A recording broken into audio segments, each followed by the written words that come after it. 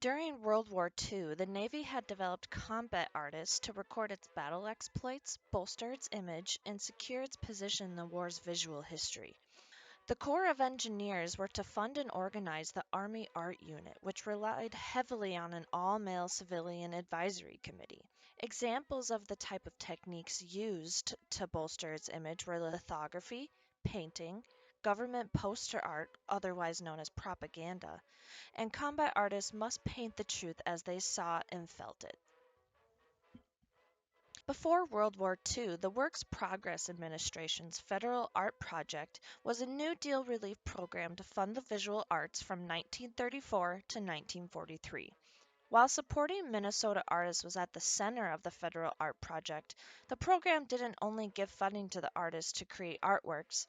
The project had three other goals: to promote and support art education, to produce research in art, and to focus on how art could serve Minnesota communities. Once the outbreak of the war was in effect, many Minnesota artists went on protests and strikes across the country amid the federal budget cuts to the WPA. Many were arrested and temporarily jailed. The WPA gave work to actors, artists, historians, musicians, photographers, and writers through the Depression years. Some of the examples in St. Cloud are the St. Cloud granite walls that were built during the Depression by WPA workers. David Granahan, a renowned Midwest painter born in 1909 in Litchfield, Minnesota, painted a mural from the 1930s that is located in the Stearns History Museum. His murals represent the men who worked the stones and blocks of granite that were made during the Depression years. It took him over 7 months to complete the mural, and he wanted to portray the three elements to the granite industry: quarrying the stone, shaping it by machine, and cutting it by hand. The mural in St. Cloud is one of four commissioned murals in post offices in the Midwest. Two of the four are missing. He was awarded the Van Derlip Scholarship that enabled him to go to Europe to study. Mr. Walker from the Walker Institute of Art in Minneapolis provided him and his wife, Lolita Granahan, with a studio to paint murals. Once war broke out, he had secret work making relief mans for the intelligence, although not many sources confirm this. He also illustrated many books and rivers of America, which showed the importance of rivers to the development of this country. George Selke, born in 1888 in La Crosse, Wisconsin, was president of the St. Cloud State Teachers College from 1927 to 1943. He was a champion of public education in Minnesota. In the years following World War I, he served as superintendent of schools, director of elementary and high schools for the Minnesota Department of Education, director of the Minnesota chapter of the National Youth Administration of the Works Progress Administration. After completing a master's degree from Columbia University in 1926, he lectured at the University of Minnesota and St. Cloud State Teachers College. In 1937, the college's football field was named Selke Field in his honor through the WPA. In 1943, he took a leave of absence to join the Second World War effort.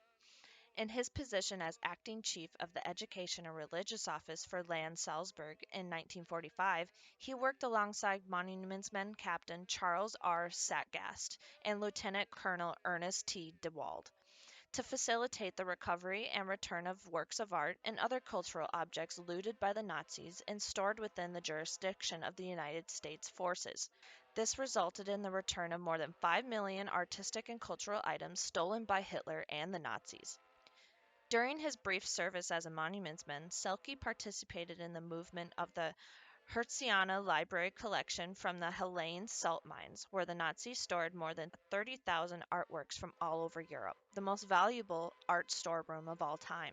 The transfer of Polish works of art and books from Schloss Fishborn to the Wiesbaden Central Collecting Point, and the removal of a collection of Tibetan artifacts from Schloss Mittersill.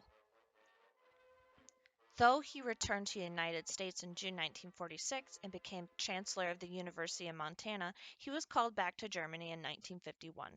There he served as Deputy Chief of the Education and Cultural Relations Division of the Allied High Commission for Germany. He was also selected as Chief of the Division of Cultural Affairs.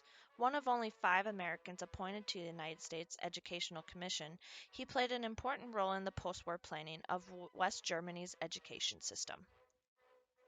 Adolph Den, born in 1895 in Waterville, Minnesota, he was a lithographer and well-known Minnesota watercolor painter. He helped define important movements in art, including regionalism, social realism, and caricature. He attended Minnesota School of Art and was awarded the Guggenheim Fellowship twice. Him and his wife at the time, Wanda Gag, were two of only a dozen students in the country to earn a scholarship to the Art Students League of New York. He was imprisoned for 2 years for refusing to join World War I military, where his family were attacked in newspapers for his actions not to serve. His family were socialist and pro-German sympathizers, which meant tensions with Waterville residents during the Red Scare, and it wasn't until the 1930s that he was ultimately forgiven.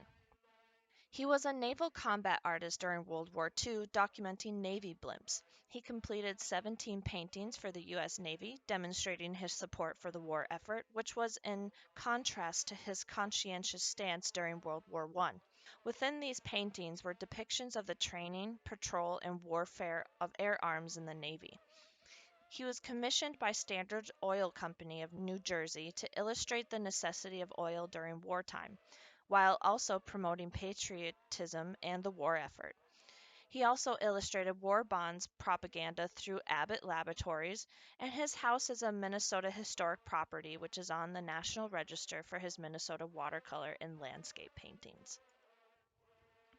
The Miss Mitchell plain nose art was illustrated by artist Ray Koalick in 1942.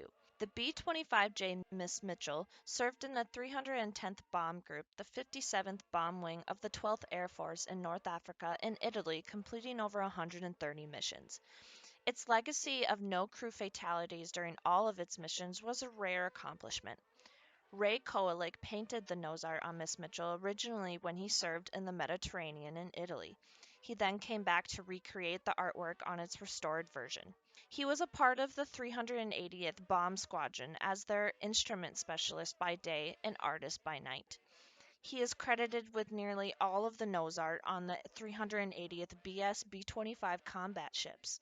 He also painted the original and restored nose art titled How Boot That? Art is rarely spoken of during World War II, so what I have just summarized are just some of the many artists, programs, and examples of how Minnesota has contributed to the World War II art effort.